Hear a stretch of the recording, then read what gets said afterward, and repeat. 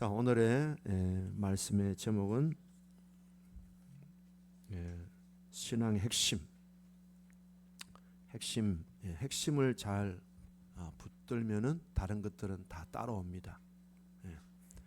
본질을 붙들면은 비본질적인 것들은 다 따라옵니다. 항상 이 핵심을 잘 붙잡는 영적인 통찰력이 우리 모두에게 있기를 주의 이름으로 축복합니다. 공부하는 사람도 이 공부해야 될 내용의 핵심을 잘 파악하는 사람들이 역시 성적이 좋습니다. 이게 뭐가 중요한지 뭐가 덜 중요한지 핵심이 뭔지 이게 파악이 안 되면은 사는 것도 그렇고 또 신앙생활도 그렇고 많이 이렇게 흔들리고 자꾸 좌우로 이렇게 견눈질하기가 쉽습니다. 오늘 예배 가운데서도 이 예배의 핵심, 신앙의 핵심, 오늘 성전의 핵심, 이 핵심을 붙잡는 은혜가 있기를 주의 이름으로 축복합니다. 옆 사람 인사하겠습니다. 핵심을 잡으세요. 핵심을 잡으면 다 따라옵니다. 아멘. 주인공이라는 말은 여러분들 자체가 핵심이다 이 말입니다. 자, 오늘 이 내용은 이스라엘 백성들이 바벨론에게 멸망을 당하고 바벨론의 포로로 끌려갔다가 70년 만에 다시 본국으로 돌아옵니다. 돌아오는 이 사람들의 특징은 우리가 지난번에도 보았지만 하나님의 감동을 입은 사람들,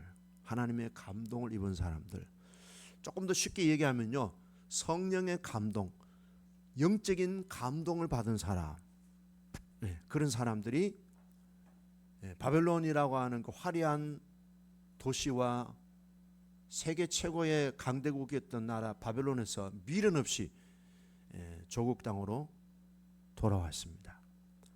일체의 미련 없이 예루살렘으로 돌아왔습니다.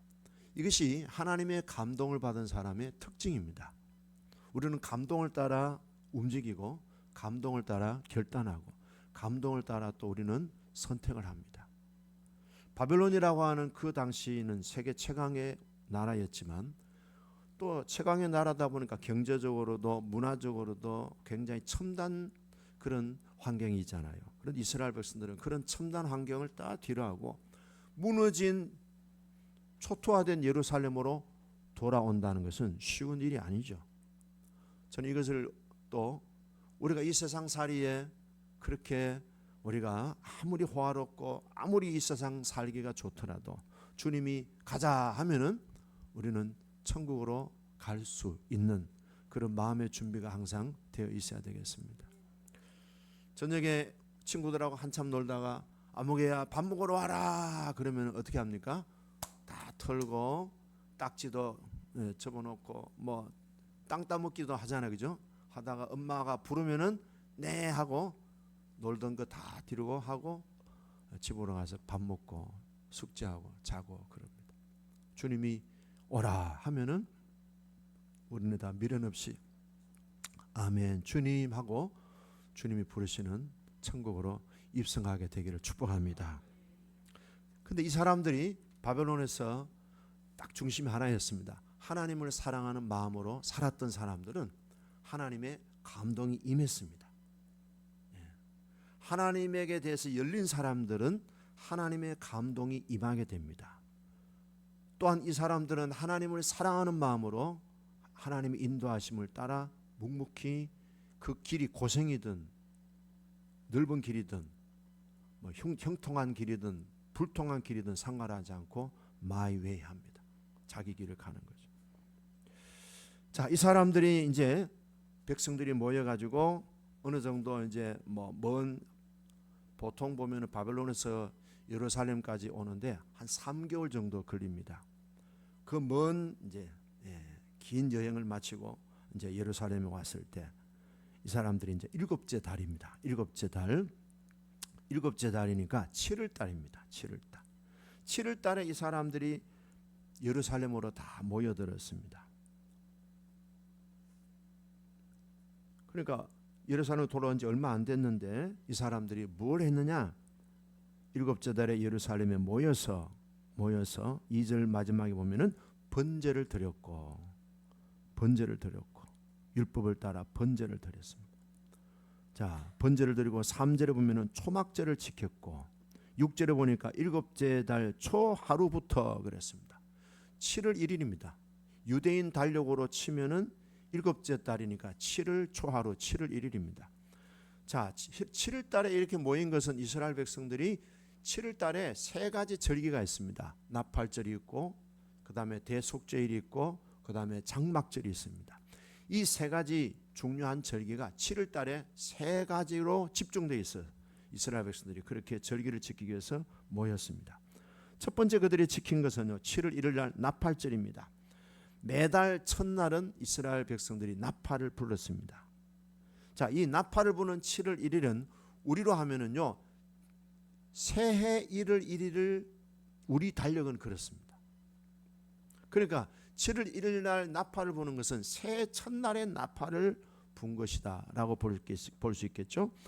그럼 나팔을 부는 이유가 뭐냐? 지난 1년 동안에 우리가 살았던 모든 삶에 대해서 우리가 하나님 앞에 잘못하고 불순종한 게 뭔가 죄를 깨닫고 진심으로 회개하라고 나팔을 분 거예요.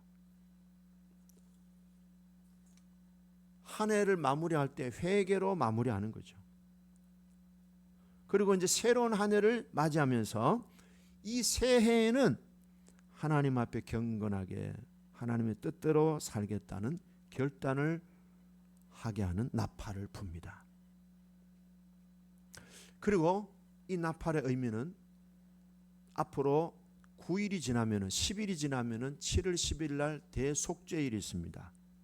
그날을 위해서 준비하라 하는 뜻에서 나팔을 불었습니다. 이 나팔절 7월 1일은 하루 동안에 아무 일도 하지 않고 집에서 쉬면서 그리고 또 사람들이 전체로 성회로 모임을 갖게 됐습니다. 모임을 가지면서 뭐 하느냐? 2절 끝에 보니까 모세의 율법에 기록한 대로 번제를 드렸다. 번제는 뭐예요? 짐승을 각을 뜨지 않고 짐승의 내장만 빼고 다 그 통째로 하나님 앞에 몽땅 불에 태워서 드리는 것이 번제입니다. 그래서 화제라고 하기도 합니다. 자, 이것은 구약 성경의 나팔절의 의미인데요. 우리 신약적인 의미에서 이 나팔절은 어떻게 해석이 되는가 하면은 율법의 시대가 종료되고 새로운 예수 그리스도의 복음의 시대가 열렸음을 전파하는 복음의 나팔로 해석을 합니다. 그래서 복음의 나팔, 복음의 시대가 왔다. 그 다음에 두 번째는 이 나팔이 마지막 끝 나팔을 통해서 뭘 제안하는가 하면은 예수님의 재림의 나팔을 의미합니다. 그래서 예수님의 재림의 나팔을 준비하라. 복음의 나팔로 시작하고 재림의 나팔로 준비하라. 그런 의미가 있습니다.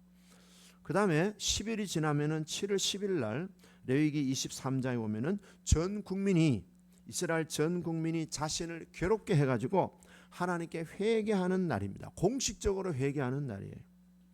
이 날에는 특별히 제사장, 대제사장이 지성소에 1년에 딱 한 번 지성소에 들어가서 하나님 앞에 금식하고 회개하는 날입니다.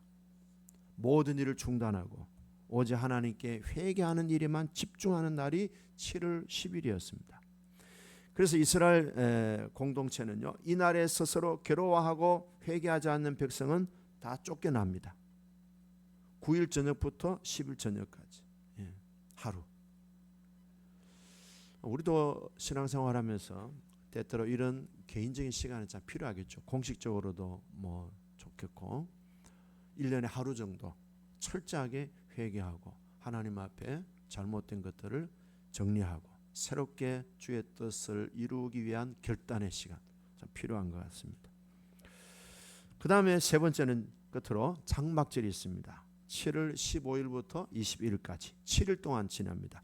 이 7일 동안 지내는 이 기간은 기쁨의 축제입니다. 페스티벌입니다. 페스티벌. 자, 이 기쁨의 축제는 뭔가 하면은 하나님이 우리를 구원하셨다. 하나님이 우리를 승리하게 해주셨다. 자, 그러면서 옛날에 이스라엘 백성들이 애굽에서 나와가지고 광야에서 40년 동안 생활했습니다. 그때 이스라엘 백성들이 했던 게 뭔가 하면은 텐트입니다. 텐트. 텐트니까 뭡니까? 항상 이동할 준비가 되어 있습니다. 여차하면은 텐트를 거두어서 보따리 싸가지고 이동을 합니다. 그래서 40년이 광야 생활은 뭐예요? 텐트 생활을 했습니다. 그리고 하나님이 그 광야 생활에서 구름 기둥으로 떼약볕에서 보호해 주셨고, 그리고 더운 날씨 가운데 보호해 주셨고, 그 다음에 불기둥, 밤에는 춥고 어둡잖아요. 그래서 하나님이 춥고 어두운 이스라엘을 보호하시기 위해서 불기둥으로 그들을 지켜주셨습니다. 그리고 이스라엘 백성들의 40년 동안에 그들은 한 번도 밥에 먹은 적이 없어요. 항상 하나님께서 만나와 메추라기를 늘 공급해 주셨습니다. 가다가 또 보면은 평지 사막에 물이 없어요. 그러면 반석을 쪼개서 반석에서 생수를 주어서 그들의 짐승과 사람들이 다 마시게 했습니다. 자, 그것을 기억하는 거예요. 그것을 회상하면서 이스라엘 백성들이 텐트 경험을 하는 겁니다. 우리 조상들이, 우리 부모들이, 부모는 안 하겠지만 우리 조상들이 이런 경험을 했다. 그 경험을 통해서 이스라엘 백성들은요, 하나님의 임마누엘의 이 은혜를 철저하게 마음속에 새기는 거예요. 절기라고 하는 외형적인 그런 외형적인 그릇 속에 철저하게 하나님이 우리와 함께 주셨다. 조상들에게 함께 주신 하나님은 지금도 변함없이 우리와 함께 주시고 보호해 주시고 우리를 먹이시고 우리를 마시게 주시고 어떤 전쟁이 일어나면 우리에게 이기게 주시고 철저하게 하나님이 우리를 보호해 주시고 책임져 주시는 하나님이시다. 그것을 마음속에 깊이 각인하는 거예요.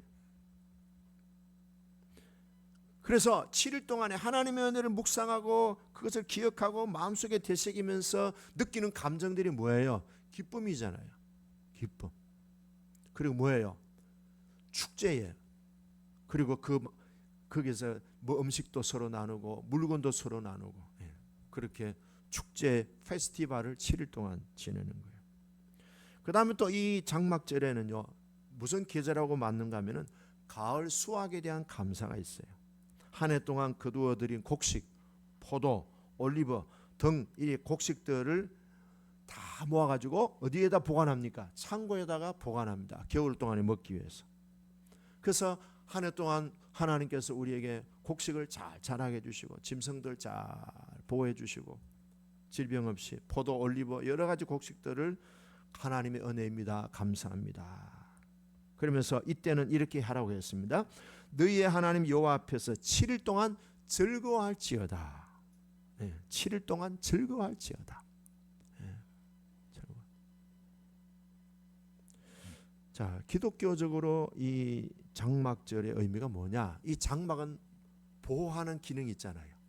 항상 따라다니는 기능이 있잖아요. 바로 이 장막은 인간의 몸을 입고 이 땅에 오신 예수 그리스도, 세상 끝날까지 항상 너희와 함께하리라. 항상 우리를 뭐예요? 보호해 주시고 지켜주시고 동행해 주시고 함께해 주시는 예수님을 의미하기도 합니다. 또 이 장막절은요, 이 땅의 생활은 텐트 생활이잖아요. 영원한 집이 아니에요. 그래서 천국에 있는 우리의 영원한 집, 영적 추수, 알곡 신자들을 모아서 하나님의 나라 창고, 하나님의 나라 창고, 하늘나라에 완성된 하나님 나라에 하나님께서 알곡 신자들을 다 불러서 거기서 영원히 하나님의 나라에 상주하도록 하게 하시는 영적 추수의 의미가 있습니다. 그래서 이런 절기들을 통해서 이스라엘 백성들에게 보이는 어떤 그런 형식 아니고 보이는 절기보다도 보이지 않는 내면의 성전, 보이지 않는 하나님의 임재, 하나님의 보호하심, 하나님의 구원하심, 하나님의 책임지고 그의 택한 백성들의 그들을 이끌어 가시는 선하신 섭리, 여기에 대한 완벽한 확신, 확정을 갖게 하는 것이 이 절기에 대한 목표고 방향입니다. 아직도 이때는 성전이 건축되지 않은 상황입니다.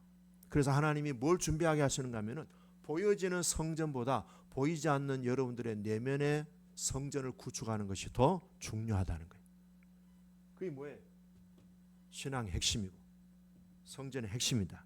뭡니까? 바로 하나님을 깊이 묵상하고 하나님을 친밀하게 하고 하나님을 가까이 하는 것이 신앙의 핵심이다. 오늘 우리의 예배도 마찬가지죠. 겉으로는 우리가 이 공간에서 예배를 드립니다만 우리의 마음 중심에 예수 그리스도가 온전히 왕으로 내 인생의 주인으로 예수님이 나를 성전 삼으시는 그런 주님과 나와의 온전한 만남, 영적인 친밀함, 영적인 교통, 그런 하나님과의 만남이 있는 예배가 되기를 축복합니다. 그래서 우리가 지난번에도 그런 얘기했잖아요. 예배를 잘 드리기 위해서 토요일 날 짐 빼지 않고 조금 에너지를 저장을 해놓는 거예요. 에너지를 조금 저축을 해놓는 거예요. 그래서 주일날 예배에 온전히 집중할 수 있는 준비를 하는 거죠. 또 어떤 분은 그래요. 남편하고 안 싸운다는 거예요. 토요일날 남편하고 안 싸우고 예배 전에 오면서 안 싸우고 안 싸우고 예배에 집중하기 위해서 마음이 흐트러지지 않도록 얼마나 귀한 중심입니까? 혹시 오늘 집에서 교회 오는 동안에 싸우신 분 계세요? 얼굴 표정 보면 다 알아요. 저는 평안한 줄로 믿습니다. 저도 집사람한테 주일날은 나 좀 건드리지 말라고. 뭐 먹을 거 자 놔두라고. 내가 알아서 먹을 테니까.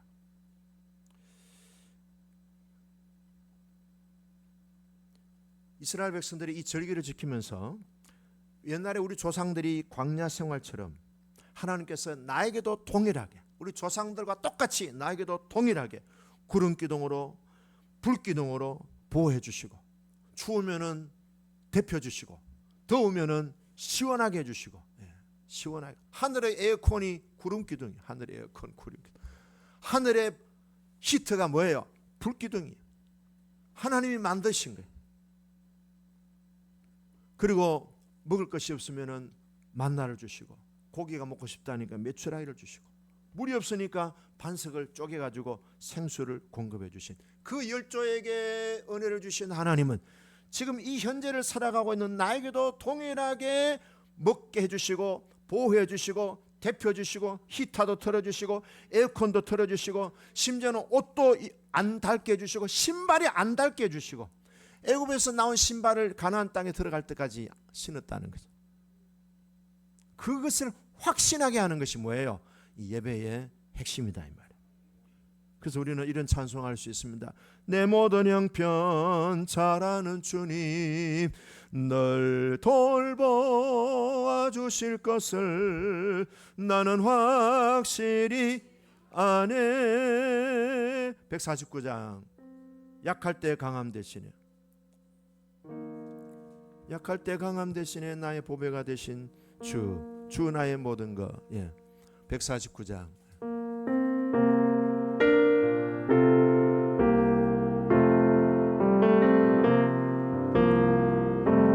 약할 때 강함 대신 나의 보배가 되신 주 나의 모든 것. 주 안에 있는 보물을 주 안에 있는 보물을 나는 포기할 수 없네. 주 나의 모든 것. 예수 어린 양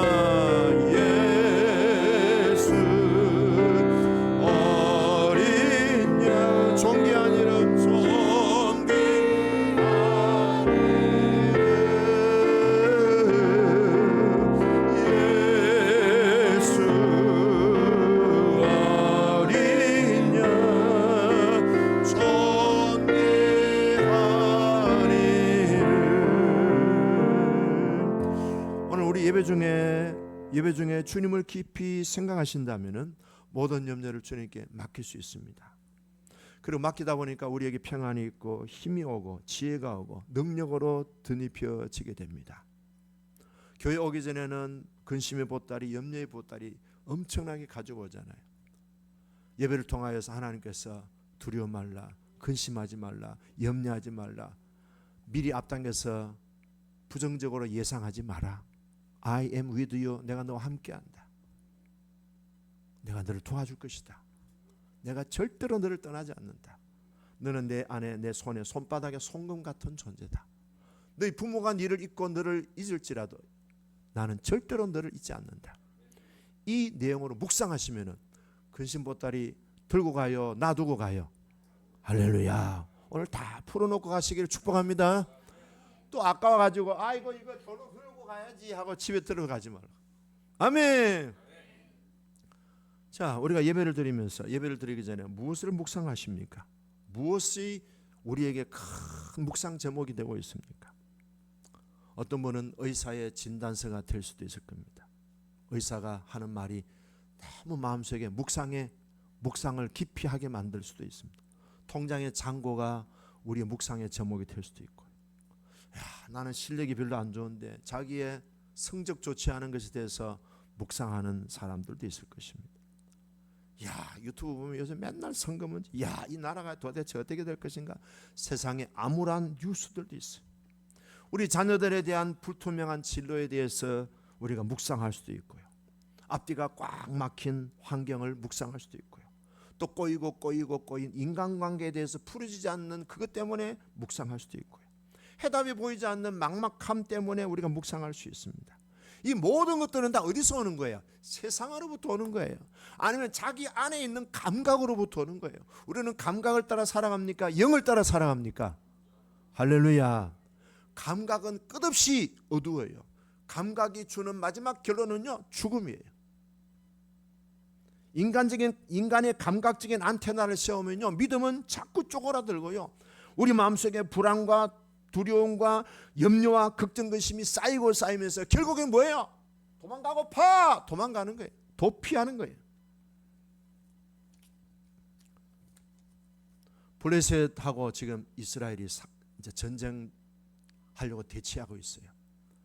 그때 이스라엘을 이끌어간 지도자가 사울 왕이었습니다. 사울 왕이 블레셋과 지금 대치하고 있는데 사무엘상 13장에 보면요, 블레셋에는요 병거가 3만 명, 병거 전차예요. 전차를 끄는 부대가 3만 명. 그 다음에 마병, 말 타고 적군과 싸울 수 있는 마병이 6천 명. 백성은, 병사의 숫자는 해변의 모래같이 쫙 깔려 있는 거예요. 어마어마한 그런 뭐예요? 어마어마한 그런 대군들을 쫙 이렇게 있는데, 이스라엘은 몇 명? 600명. 그리고 이스라엘 병사들이 가져오는 무기는 괭이, 삽, 낫 뭐 이런 거예요.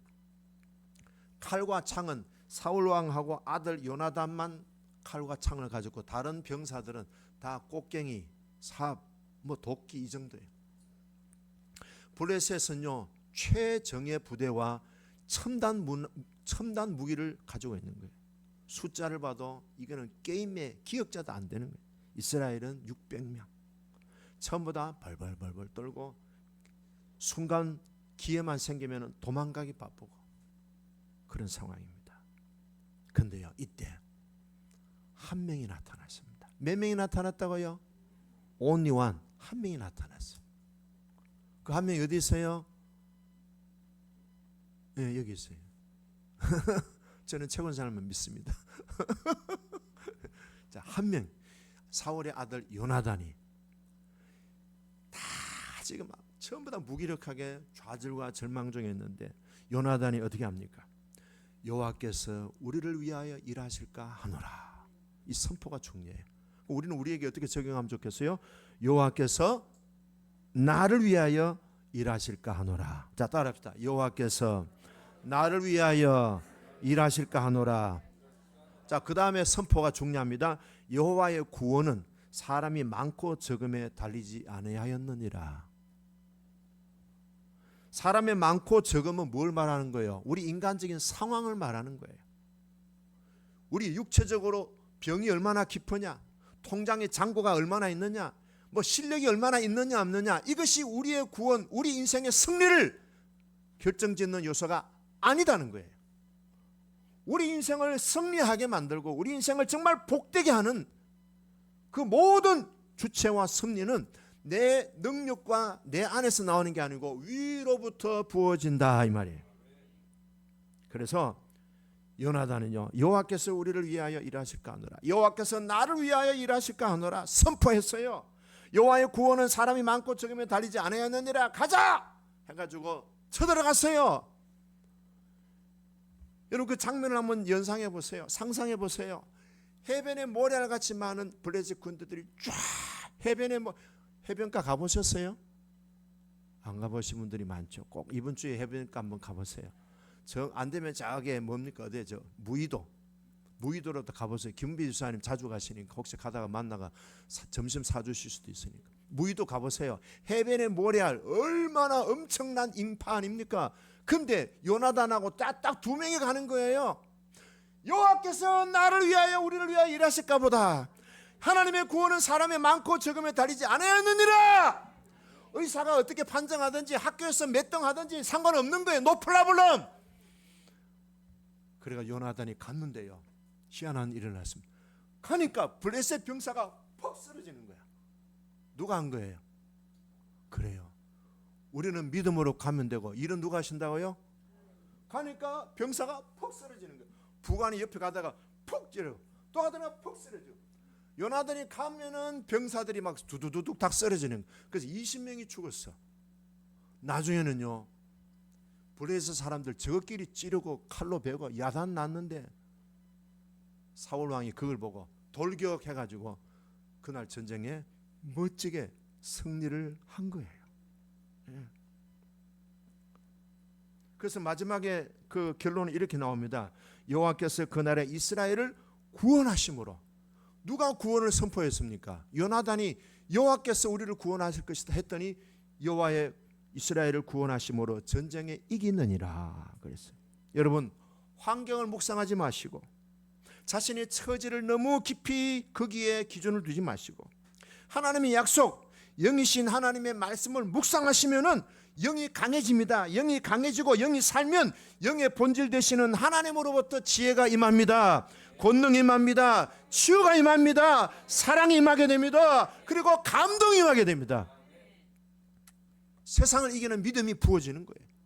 상상을 해보세요. 어떻게 요나단이 그 해변의 모래알 같은 많은 블레셋 사람들에게 도전할 수 있는 용기가 생겼을까요? 예, 하나님을 묵상했다는 거예요. 말씀을 묵상했다는 거예요. 너는 졌어. 너는 할례받지 않는 택한 백성이 아니기 때문에 선택받은 우리는 반드시 하나님이 우리 편이심으로 승리할 것을 선포합니다. 할렐루야. 여러분, 우리는 항상 주눅 들고 마음이 쪼그라들고 할까 말까 그만두자, 포기하자, 나 같은 게, 이런 생각이 우리를 자꾸 엄습해 올지라도 그 상황과 처지를 묵상하지 말고 하나님께 묵상하시고 말씀을 묵상하시고. 우리 송원사님이 지난주에 의사 선생님한테 진단을 받았어요. 마음이 무거웠어요. 근데 송원사님이 아무것도 염려하지 말고 오직 모든 일에 기도와 간구로 너희 구할 것을 감사함으로 하나님께 아뢰라. 그거 붙들면 되는 거예요. 붙들면 말씀이 우리 안에 능력이 돼서 치유될 줄로 믿습니다. 그리고 말씀대로 염려해서 우리는 자유게 될 줄로 믿습니다. 부정적인 생각 왜 안 하겠어요? 다 하죠. 근데 그거 다 정리하세요. 다 버리고 좋은 생각, 믿음의 생각, 말씀이 주는 생각만 딱 붙드시면은 붙드는 그 말씀이 우리가 붙드는 게 아니고 붙드는 그 말씀이 능력이 있어서 우리를 치유해 주시고 우리에게 놀라운 하나님이 일하시는 것을 보게 하실 줄로 믿습니다. 말씀으로 꿈을 꾸시고 말씀으로 계속 도전하시고 하나님 앞에 요청하시고, 주님 이렇게 약속했지 않습니까? 주세요. 혈루증 여인이 예수님께 왔을 때 많은 사람들이 있었잖아요.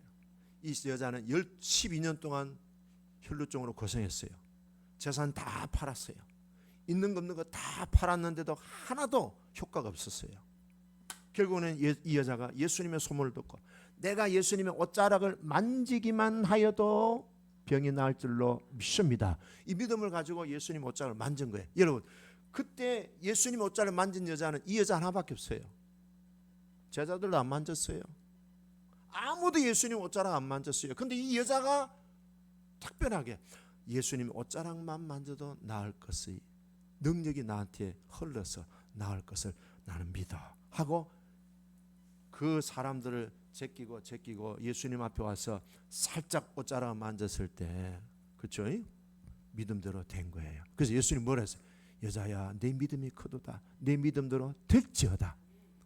부정적인 상황, 우리에게 열악한 환경, 내 자신의 참 어떻게 내가 나를 봐도 참 실망스러운 존재잖아요. 그렇지만은 뭡니까? 주님에게 집중하고 주님을 묵상하면은 아름답게 풍성하게 기사와 표적이 일어날 줄로 믿습니다. 그러니까 예배의 핵심이 뭡니까? 신앙의 핵심은 결국에는 하나님 그분이잖아요. 그러나 성전의 핵심이 뭡니까? 예수 그리스도 그분이십니다. 예배를 잘 집중하시면요, 목사님의 얼굴이 미남인지 안 미남인지 분별이 안 돼요. 그렇지 않습니까? 예, 제가 자꾸 못났다니까 목사님 실제로 보니까 못났네요. 예, 그래요. 우리 집 사람이 그래요. 자기 연애할 때 제 얼굴이 안 보이더래요. 그 진짜 신령한 거 아닙니까? 예배 시간에 목사는 얼굴 떠들면 코는 넙대대하고 눈은 단추 구멍만 아이고 불쌍하다. 그런 분은 안 계시죠? 그런 분은 집중하시기 바랍니다. 그냥 목사님 형태만 보이지 어떻게 얼굴이 뭐 다 보이겠어요? 예, 그러니까 제가 장가를 갔죠. 아내가 참 잘한 거죠. 하나님에게 집중하니까 얼굴이 안 보이더래요. 할렐루야. 자, 이제 두 번째 장면입니다. 이제 이 장면 얘기하고 마무리하겠습니다.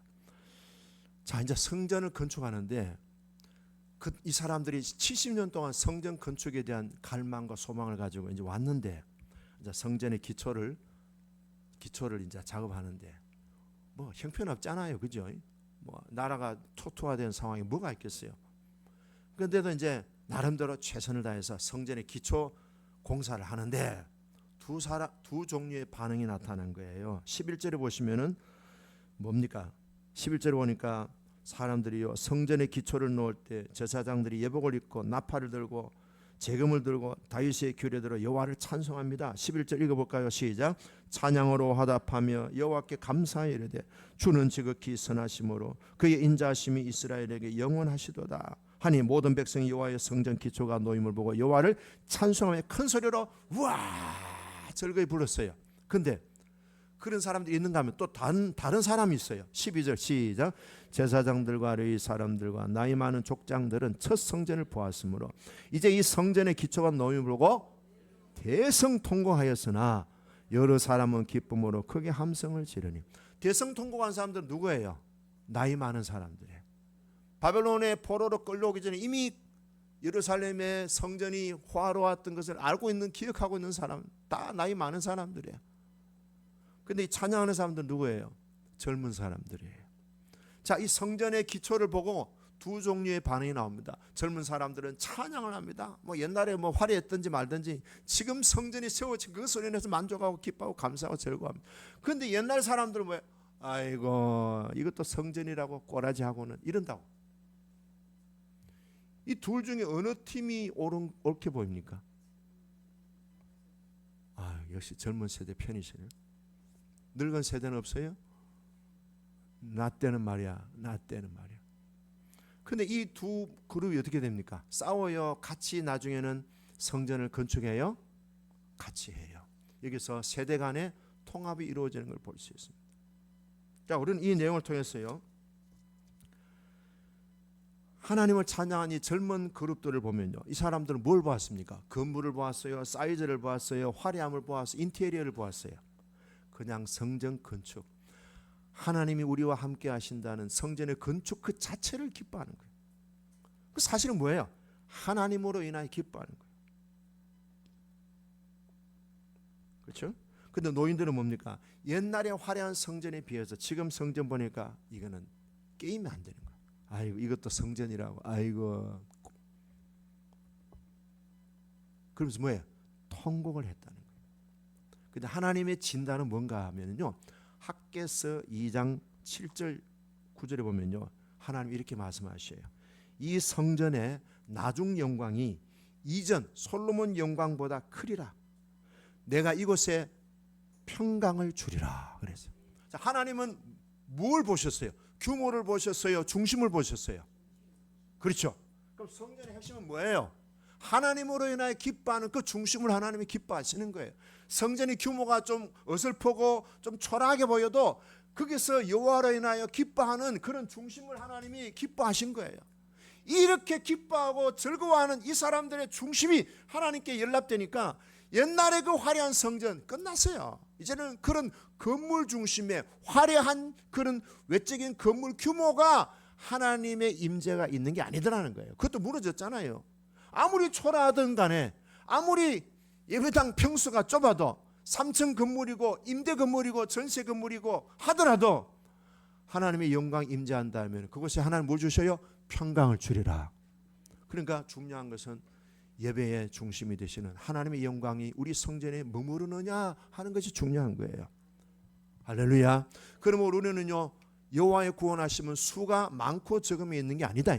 여호와의 구원하심, 여호와의 임재는 성전의 사이즈가 크냐 화려하냐 인테리어가 있느냐 전세냐 월세냐 자가 건물이냐 노 프라블럼 상관없다. 제가 지난 주간에 꿈을 꿨는데요. 우리 교회 어떤 확실히 안 보여요. 그냥 느낌이. 우리 교회 집사님 몇 분이 두세 분인가 그래요. 50명의 사람들 우와 끌고 올라오더라. 우와 다 찼네. 내 혼자서. 와 다. 근데 또 뒤에 두세 사람이 또 50명을 데리고 아니 50명밖에 안 되는데 우리 교회 좌석이 50석밖에 안 되는데 어떻게 하지? 그러다가 깼어요. 주여! 그 자리에 엎드려가지고 꿈을 이루어 주시옵소서 기도했다고.